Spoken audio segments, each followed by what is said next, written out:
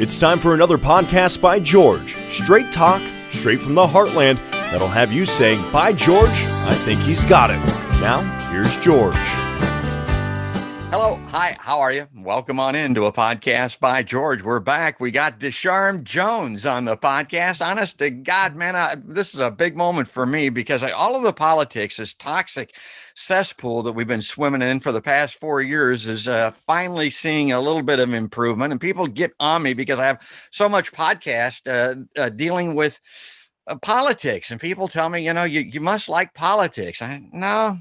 Today's politics, really, I don't like them. But the point of the matter is Stephen W. Schmidt, the professor up at Iowa State University, says you may not like politics, but politics likes you. I mean, it's life and death today, folks, here at home and abroad. So if you want to live, if you want to thrive and survive, you've got to pay attention to it.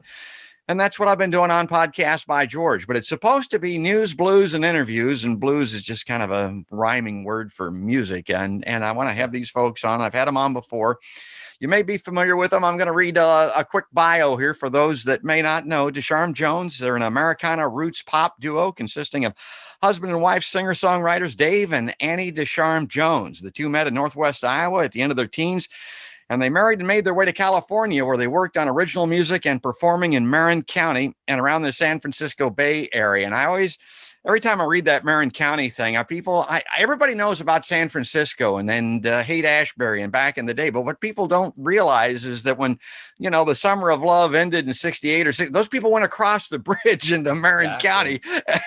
And that's where all that great music is. And folks, we're talking about the Dead, the Byrds, the Jefferson Starship, Santana, Van Morrison, Journey, Sammy Hagar. God, I love Sammy Hagar. I mean, he came out of that area. And of course, I know one of Annie's favorites I always think of, God, I love her, Bonnie Raitt also spent a lot of time out there as well. So that was Marin County. That's kind of their Rosetta Stone, but they picked up and moved to Austin, Texas. And my God, that you could call that the music capital of the USA today. And of course, I always think of the late, great Stevie Ray Vaughan when it comes to Austin, Texas. They lived there for 25 years before making their way back to Des Moines, Iowa here a few years ago. And God, we all get to be the beneficiaries of that. The local music scene has been turned upside down by these folks. I just love seeing them and hearing them, and I hope to get out and be able to do that again when the pandemic is set aside. So, Annie and Dave, welcome back officially to a podcast by George. Thank you so much for having us again. Always a pleasure, George. Well, you guys are great. And I got to tell this story, and I've got the time because that's what a podcast is all about. You may even have heard this story. Maybe you haven't, but it's my kind of scene setter for the Des Moines music scene. So, I mean, we used to be known as the town of Andy Williams, and that was our most famous musician, maybe. And of course, that's not my kind of music. And, we've got the Nadas here in town of it. The most famous group to come out of Des Moines, believe it or not, musically, it's hard for people to believe in my generation. Slipknot. These guys, Slipknot. Right. Yeah, it came out of, okay. So here's my Slipknot story. I'm sitting in an airport back in my traveling days when I was carrying a suitcase around the country in Detroit. In the airport up there, and I'm sitting there waiting with the plane's delayed, and I'm waiting with some young guys, and they're wearing cutoffs and kind of look like they're out of Seattle and flannel shirts, maybe, I don't know exactly what, in this waiting area, and it's just us basically. And the one guy is bopping around. He's got a Walkman. This is back in the cassette Walkman days, and there's a woman at the podium there that's waiting for the plane to come in and get where we can get on it and everything, and she's killing time just like we are. And so she asked this guy, "What are you listening to?" And he says, "Well, it's our new record. It's our new album." And she says, "Oh, I love music." She says, he says, "Yeah, we just came back from Amsterdam. We're connecting here in Detroit. We're going into Des Moines, and I'm just listening to this new recording." And she says, "Oh, okay. Can I listen?" He says, "Well, sure." She's, "Oh yeah, I love music." So she takes this guy's Walkman headphones, puts it on her head. And I was sitting there looking at her face. She put it on her head and went,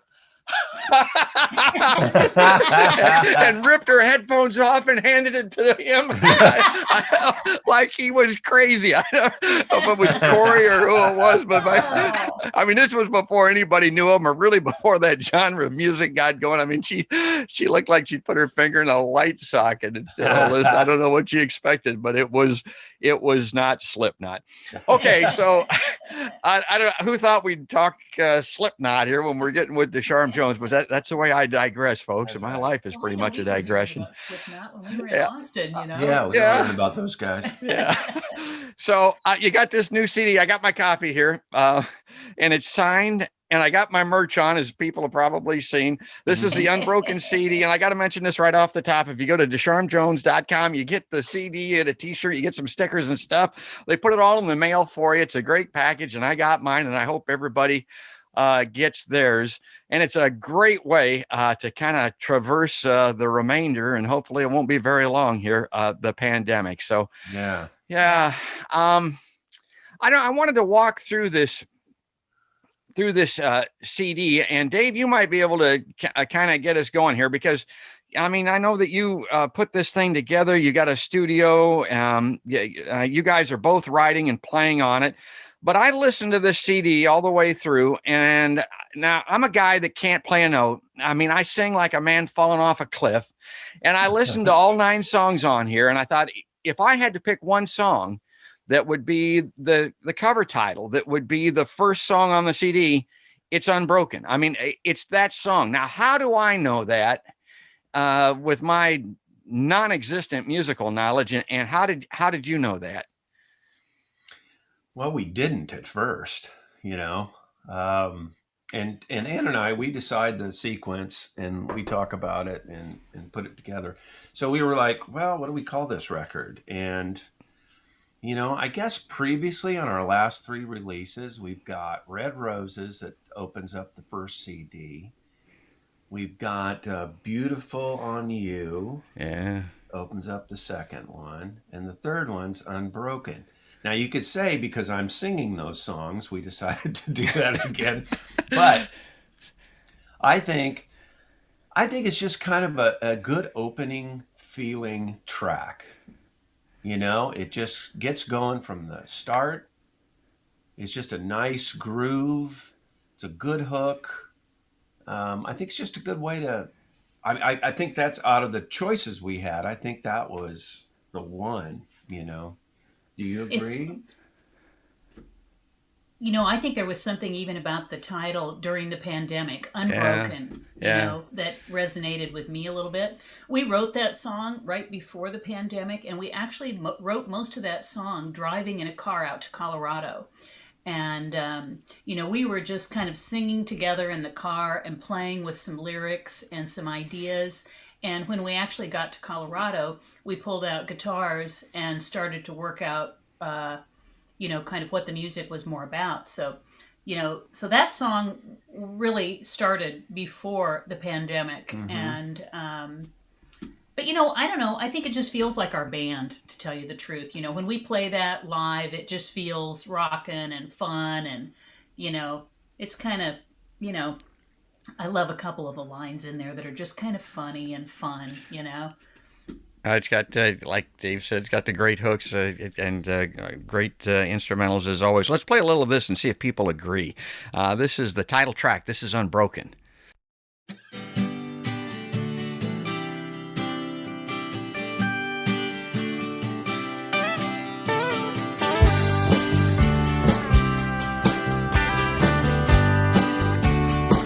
It's a long road ahead, what's left behind? Another town down, you lost your crown.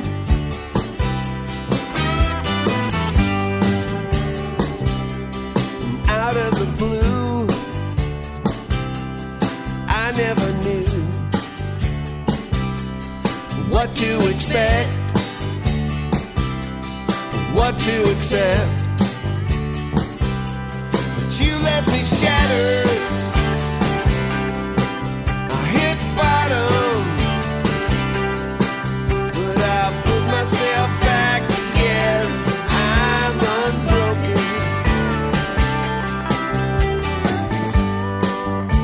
So that's the leadoff track. I mean, I like to play A&R guy. If I was promoting this CD, that's the track that I would have picked. That would be the first single, as they say, off of the album. That's the one that I would have chosen. And I want to run through the rest of this album.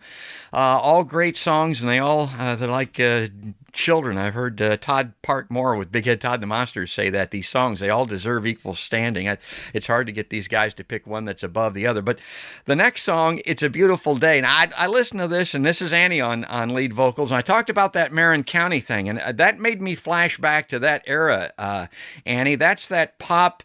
I think of John Sebastian and the Lovin' Spoonful kind of feel-good kind of music. Yeah. That's what I got out of it. Is that? And again, in a pandemic, man, do we all need that? Was that the intention? Well, that was absolutely where I was coming from. It was like March, and we were all locked down. And it was right at the beginning of the lockdown. And I was just kind of reflecting back to younger years and just, being out and listening to music. And that particular day, we were locked into the house, but the sun was shining. It was gorgeous. And, the song just fell together. Well, and so many of these songs are kind of the bridge for me personally, and for my wife, and for people to kind of get us through here. And maybe the best example of that on the whole CD is the next song, On the Darkest Nights. And Dave and I have talked before. If I have any skill or talent, it might be my writing ability, but not in music, but in marketing and journalism, going back to my background. And the lyrics, some of these lyrics are great. That I can't even think what the song is, David. I've remarked on it before. That song you have where you refer to a relationship as like Mercury. I mean, honest to God, that is really cool, that song. Mm-hmm. And this song has a lyric in it, On the Darkest Nights, that's when you can see the stars. To me, again, this is lyricism at its absolutely best. And again, I think is a pandemic song. Is it that or more than just the pandemic? Well, it's that actually I wrote that song for Dave to sing. Yeah. And yes, that was definitely a pandemic song. And in fact, our neighbors had just checked in on us, and we had been talking across the fence. One of the lines I like in there that actually Dave added to the song was something about we're going to go brave the store instead of brave the storm, which is what it sounds like. It sounds like you're singing brave the storm, but really it's brave the store. Yeah, because we were all learning how we needed to be so careful. Yeah. And that was another March song.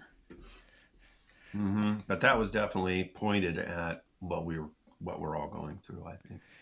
Well, I want to play some. That. Oh, go ahead. No, I just said we wrote that, and I think we did a real quick recording of it, and then shot a video. Where we drove around. Annie held the camera out the sunroof. I just held my iPhone out the sunroof, and we drove through the very desolate, darkened streets of Des Moines because nobody was out. And it was the eeriest feeling. Yeah. We drove by all our favorite haunts and just drove through town. Quiet, black, locked up, lights off. It's science fiction almost. It's strange. It's kind of a end of days scenario. I mean, I hate to go there, and at the time it was, and it's not like it is now. I mean, this looks like life as normal when you go out and driving around. People are everywhere, but that day nobody was out. Dystopian. Well, yeah. And I think when I wrote that song too, we were still under the impression that maybe the whole world was going to pull together to work on this together. I felt like, wow, we are all in this together. And, it was only weeks later that this became so politicized and divided. So, that was why on the darkest nights, that's when you can see the stars. Yeah. I was still hopeful. Mm-hmm. That's a great lyric, Annie. All right, so I want to sample some of these songs. I can't play them all, obviously, because the podcast would take an hour. And besides that, I want people to buy the CD.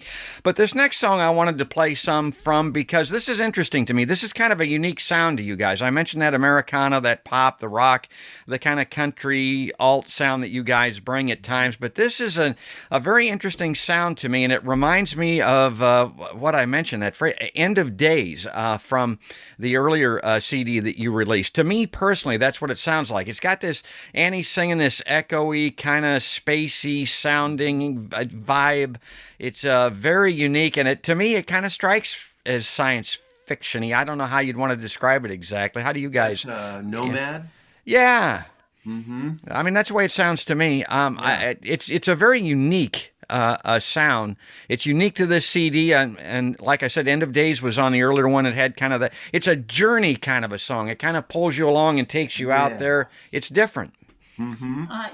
That really comes from the music pulling us along. Dave came up with some chords, and we were just playing them together, kind of figuring out what to do with this song.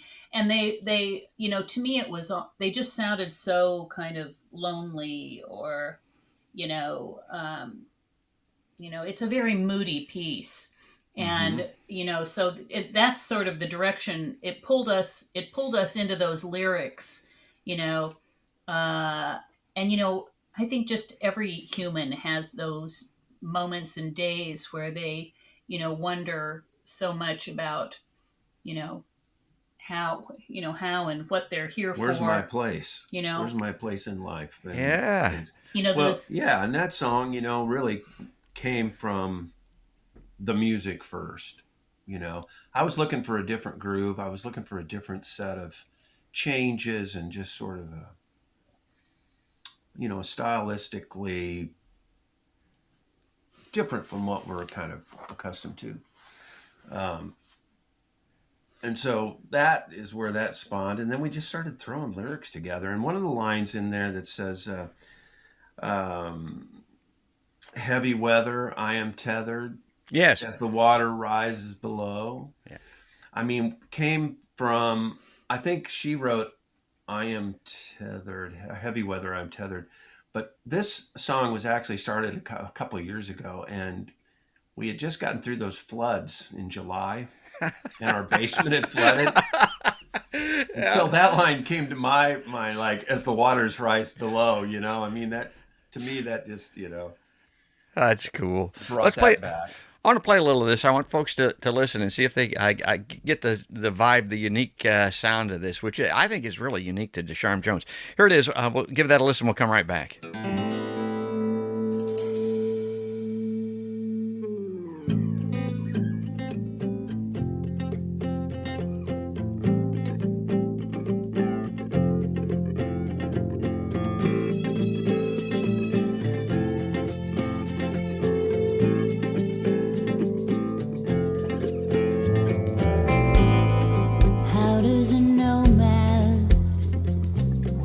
Nowhere to go.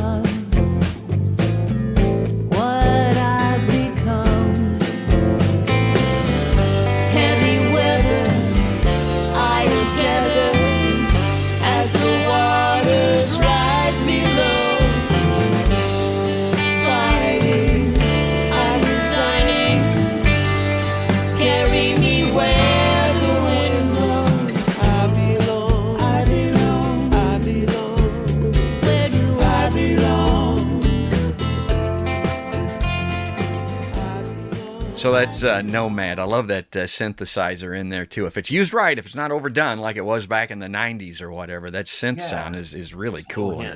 Yeah, in that song. I mean, that's really great. Next up is Never Gonna Let You Bring Me Down. It's number 5 on here. So, okay, I wanted to talk about this because I remember the listening room experience that we had in the broadcast studios at Drake University, the alma mater of Podcast by George. Kathleen Richardson was good enough to let us go down there and sit in front of a live audience and go through a lot of the last CD. And this is interesting to me because I know, I believe anyway, you guys have got a great relationship. You hear songs like this, these songs are a big part of all categories of music, but people always want to infer that, that one of you is kind of writing at the other when you put a song like this together. It's not always positive stuff either. So how do you handle that kind of, analysis of your music? Well, that particular song doesn't have anything to do with Dave. Although somebody else asked me that too. Yeah. Just cracks me up. Sure. No, I grew up in Lake Okoboji, but there were difficult times. My mother died when I was young. I had just turned 5 when that happened. And my dad remarried very quickly, and I had a really complicated, difficult stepmother. So that song is all about dealing with kind of the gaslighting that comes from somebody that, really is in a situation she shouldn't have been, She wasn't prepared to deal with grieving children and had no idea really how to manage that. So I think from a young age, I always knew that something was wrong with that. I was old enough, at least at 5, to know the difference between right and wrong. So I always knew in my heart that, I was going to be okay, but there were rough times. So that's really where that comes from. And, there's a lot of people that have to deal with somebody in their life who's complicated and difficult and maybe, abusive. So I'm hoping that, people can latch onto that and kind of make a reference to their own challenges with a difficult, situation. Well, the song kind of slows down, and I listen to it. And I have a tough time myself, kind of, and it's even in the little bio that I read describing what Americana is. To me, this song is Americana because when I listen to it, I tell you, I kind of hear an Angel from Montgomery, John Prine kind of a sound in this song. But again, that might be me just inferring something that isn't really there. Does this strike you as more of an Americana effort or not? I think all of our music kind of falls in that Americana genre. It's hard for me to even put it in a genre because to me, they just kind of come from, There's kind of songs. I don't know where songs come from. Yeah. They just come together in whatever way. And then I guess you try to fit them into some kind of category to help people, make sense of them. But, that song, I don't know that, and I love the way we do it. We did it nice and slow on the album, and right. I think it has a lot of feeling. Well, it's a strong strength. And we had a mix that was really what am I trying to say? Broken down. I mean, there was like hardly anything going on, it almost was to the point where it was just going to stop, you thought, but we bolstered it up with some little things, to help it kind of move along a little bit. But I like that tempo. And, as far as Americana goes, Americana music, I think it's an umbrella that there's a lot of what you would call classic rock, folk, some kind of country rock stuff, all falls into that genre. I think Americana has really gotten broad in its what they call Americana. I can't define it. I've had conversations with people, and I tell people to me, John Prine again, Americana. Maybe that guy's the Godfather. I don't know, but if you want to know his music, to me, that's kind of the defining category for that. And I kind of heard it. It's kind of, and in so many ways, what I think about Americana is it separates itself from real strict country or modern country. You know, it's not that. Right, right. No, I get it. Absolutely, and I wanted to. Kind of lead off into this next song by a little bit of an anecdote. I remember, and Dave and I talk about a favorite musician of mine. I was huge into this guy. I kind of moved away from him a little bit, but still, John Mellencamp. I remember one time he came out with an album in the 80s or 90s, and he said he had a friend of his come up to him and say, he's a very meaningful lyricist. I mean, and he's a big liberal, progressive kind of guy, big political stuff in his music. So you did a whole album. You didn't have anything in about chicks and sex or any of that kind of stuff. What are you doing, man? He said, you're right. So the next CD that he came out with, he had a lot of that kind of stuff in there because that is rock and roll. That's a big part of what this is all about. And so this next song kind of brings the heat, man. And it's titled that way, Making Love. And I just thought it was a great addition because up to this point, particularly even in the order of the songs in this CD, they're all kind of deep. They're all very meaningful. But, now let's get back to maybe the fundamentals bluesy. Here. Yeah. This one's just bluesy and meant to be fun. It was really kind of taking a jab at writing a blues tune, but just just having some fun with it. And I love some of the production. And Dave came up with lots of great ideas for background vocals. And the production on this is really just fun. We're trying to figure out how we're going to make that happen live. Yeah. Dave said I could get a megaphone.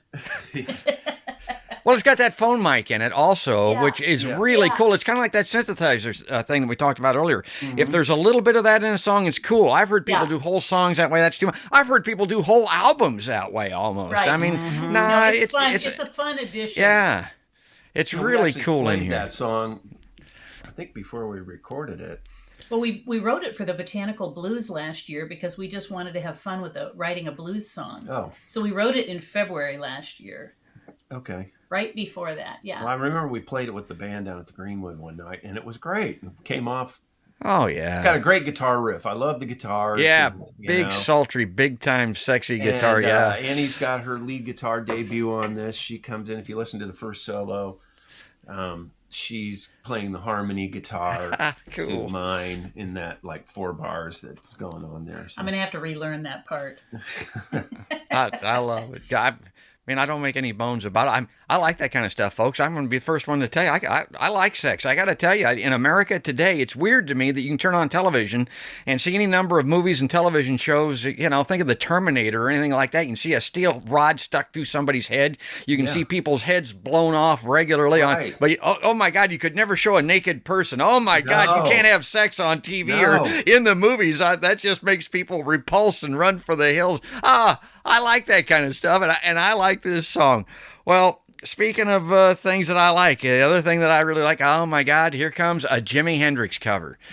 And here's Dave. I spent his whole life with this guitar, and I know Jimi Hendrix has got to be a huge influence on you as it is on everyone, and it's kind of intimidating. I thought, Dave's going to cover Hendrix. Oh man, he better be at the top of his game for this one. And this Angel song, I think the time that I'd heard it, it was done by Rod Stewart, and he didn't even try to do it like Hendrix, really. He did it Rod Stewart's way. It's a great cover, great song, but Dave, you do this pretty faithfully in the tradition of Jimi Hendrix. Talk about that.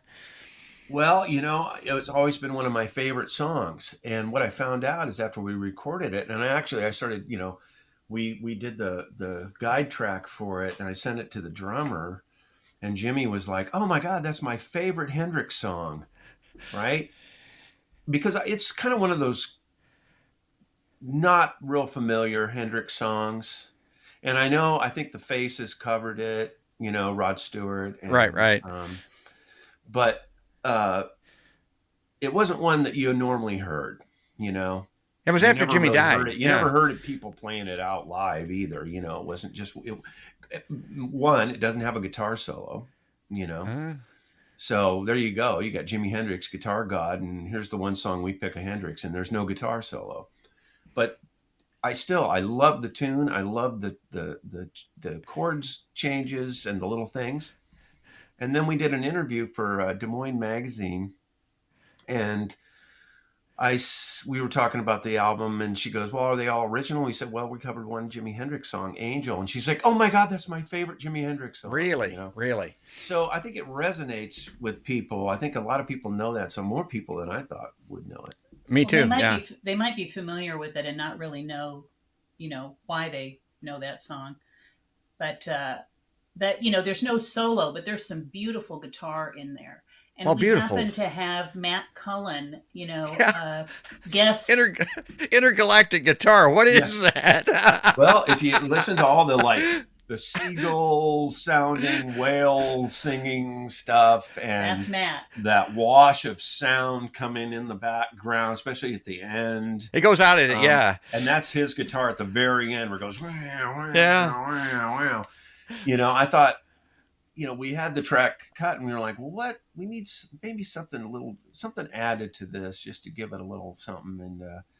And so we thought, well, should we get a sax player to blow some solos over it or something? And I thought, well, Matt Cullen, I've always wanted to do something with him. And I thought, what would he think about this? So I sent him the track and he loved it. And he worked on it at home. Worked on it and sent us the tracks. And we're huge fans of his guitar playing and, his band with Jimmy and when he sent me the tracks back and I listened to it, I was like, oh my God, I love this, what he did.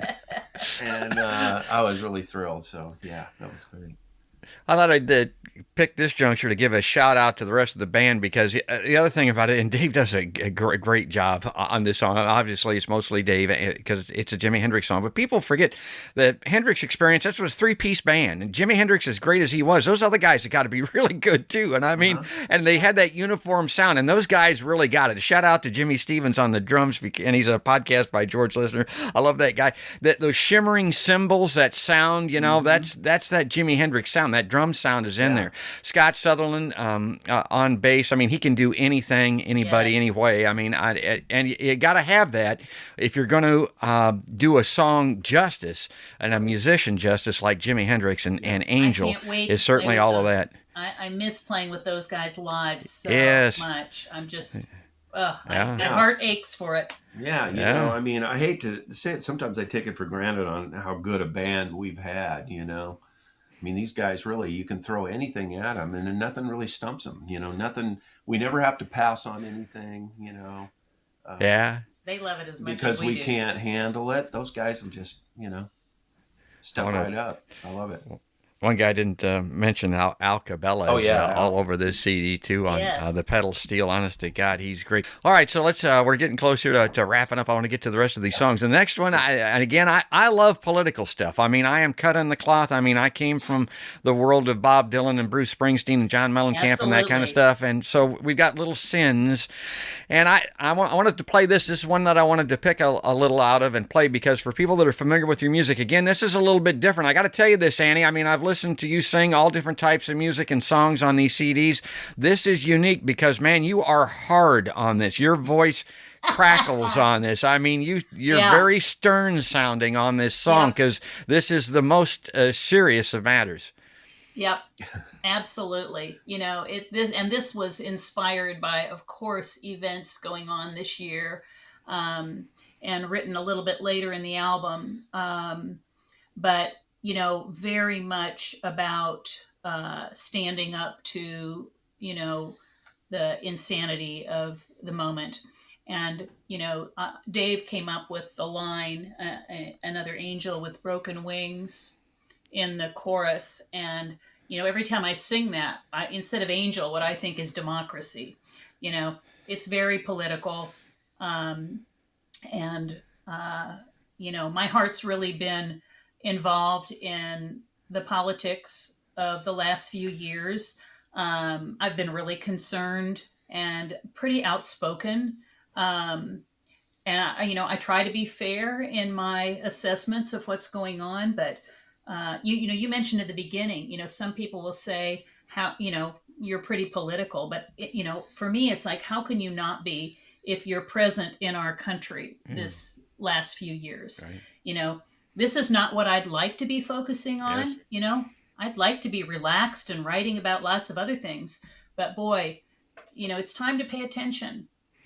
Well, and she ain't fooling around on this, folks. I'm going to play a little of this. Listen to the hard, edgy nature of her. This is what will always stay with me in this song. This is Little Sins.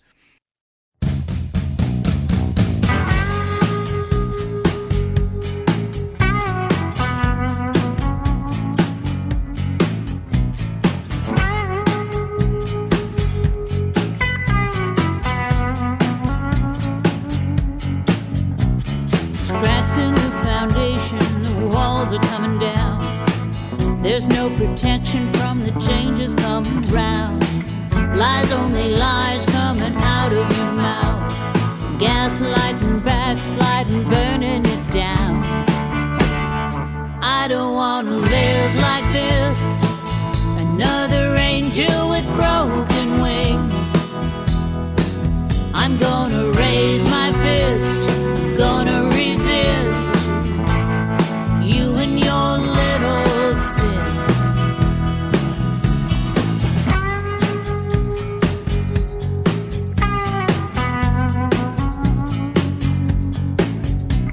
Divides are getting wider, we aren't the same. The haves and have-nots can't play the same game.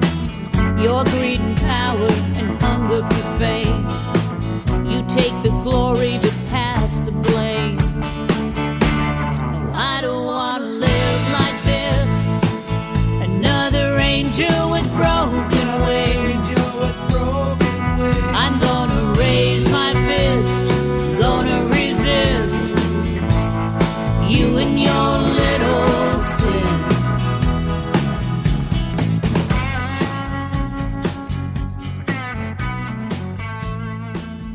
Okay, so that's Little Sins. I love that song. The guitar solo, too. I got to mention that. I mean, that's got a guitar solo in it. Holy cow. Dave just plays the crap out of the guitar in that song. That's really great. Those tracks, those guitar parts, I think for the first time on a record ever, those came so fast. I had all my guitar stuff done, mostly before all the vocals were done and everything, which is usually not the case. It's usually I'm dragging behind, taking one more shot, one more time, doing it.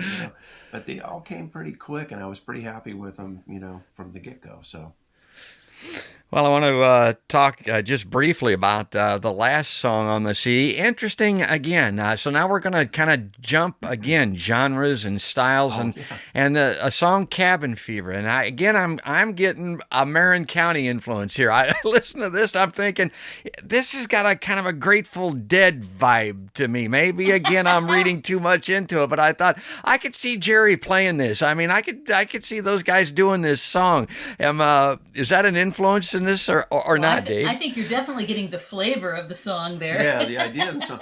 That was another song that we wrote in Colorado. And we had driven out there, and we're staying in a friend's cabin. In Pine, Colorado. Up in Pine, Colorado, which is about 20 minutes up the mountain from Red Rocks. Oh, been there. Love it. Yeah. And so we had this little cabin. We were out in the middle of nowhere, and in the cabin is one of these wood plaques with a burned in thing that says Cabin Fever. And I had this little thing on the guitar that I was doing, a little finger picking thing, and just started messing around. And I thought, well, that's a good idea for a song, Cabin Fever, And so I just started looking around where we were and trying to describe all that. So, we hit a couple of dispensaries. It talks about going down to Bailey in the afternoon. Yeah, the dispensaries down in Bailey. And, what was it, like Tangerine Dream or? Never Ending Honeymoon, kind of thing. Yeah. We went to a place called Happy Campers. Yeah, the Happy Camper. And so that song just came about, I think, pretty much all written there. I think wrote maybe one. You wrote lyric. that out on a sunny porch. Oh yeah. You were sitting outside on the deck, and the sun was shining, and the mountains were glorious, and we were just enjoying. We don't get that much time to, take off and just be, there. And we brought our guitars and we did quite a bit of writing. And Yeah, there was no TV, no internet, it was great. so we had to, to create our own entertainment. And so, It's yeah, all- just looking around, that's Colorado, But yeah, you could get a little of that laid back feeling from Marin County too. Marin County has a lot of that. Yeah. Yeah, babe. Well, that's great. Well, so it's Cabin Fever. That's going to take us through this CD. It's I remember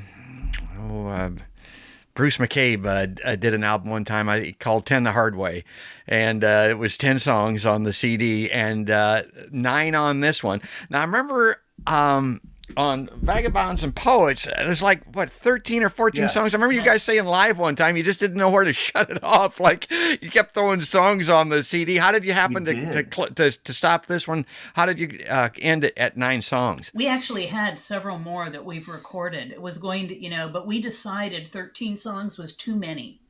It's very demanding to ask somebody to listen to 13 songs. Ah. So we just decided to shorten it, and we've got a couple of songs, that we'll probably bring out at a later time. Yeah.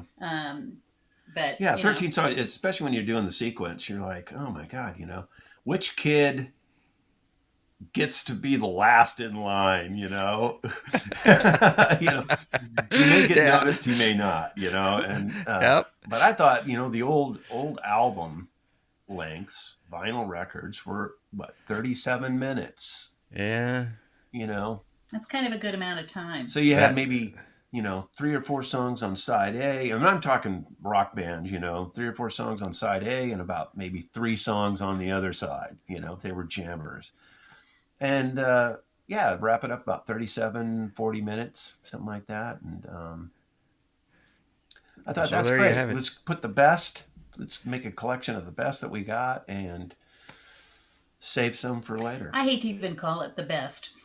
Every song is just so unique, and you write it and then you build They're it children, yeah. We got some new ones. We got some new ones that I don't I'm like to think really looking forward to. I don't like to judge them in terms of good or bad. They just are what they are. Yeah. Well, this is kind of And going back to Marin County, we could spend a whole day talking about our funny experiences in Marin. But, really the records are always kind of a culmination of experiences we've had from Marin County to Austin to Des Moines and, growing up. And there's just a little bit of everything in there. That's great. There's a little bit of everything on this CD, and I want to little crawl here across the screen. Go to DeSharmJones.com. You can get the CD, you can get the T-shirt, you can get the stickers. And they'll mail it to you. That's a great thing, too. Again, in the pandemic, you can go to the mailbox and get the thing. You get the package. It's great. And then when we finally get out of this and you get a chance to hit the dance floor again, you got merch, folks. I mean, and that T-shirt, isn't that comfortable? Isn't that a comfortable It's a T-shirt? soft shirt. it is. It's great. I mean, I love it. I don't know how well I wear it, but everybody that's on the podcast, go to DeSharmJones.com and you can pick one up and get yourself the pack there, whatever it's called, and enjoy Unbroken. Guys, thanks again, as always, for sharing you. some of your time here on Podcast by George. So nice to see you. Yeah, good to see you, George. Yeah, Good to it be is out great. in real life, Yep. real time. Absolutely. We hope to do that sooner, much sooner than later. And folks, if you like Podcast by George, please follow us on Facebook, subscribe on YouTube, ring the notification bell so that you find out when the new episodes release in video. And of course, all the audio versions are available on all those platforms, most notably on iTunes. But that's going to do it. That's going to wrap it up. That's all there is for right now anyway. That's another Podcast by George.